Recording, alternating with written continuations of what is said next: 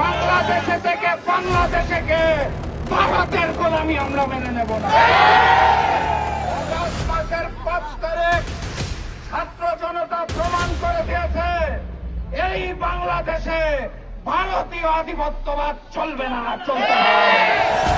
নরেন্দ্র মোদী আর হিন্দুস্তানের সাথে বন্ধুত্ব করতে চাইছেন, সেই বড় দলকে বলতে চাই নতুন জালেম হবেন না। বাংলার পবিত্র মাটিতে ভারতীয় আধিপত্যবাদ চলবে না। আপনারা নাকি 71-এ আমাদের সহযোগিতা করেছেন, আমরাও মুক্তিকামী 7 সিস্টারকে সহযোগিতা করতে।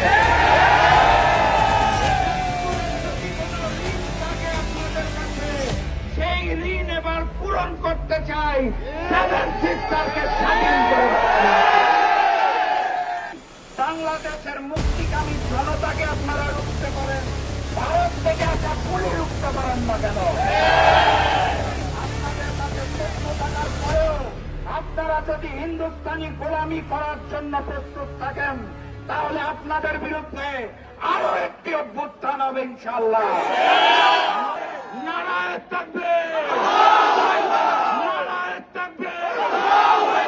দিল্লি না ঢাকা, দিল্লি না ঢাকা, গোলামি না আজাদি, গোলামি না আজাদি, ইনকিলাব, ইনকিলাব।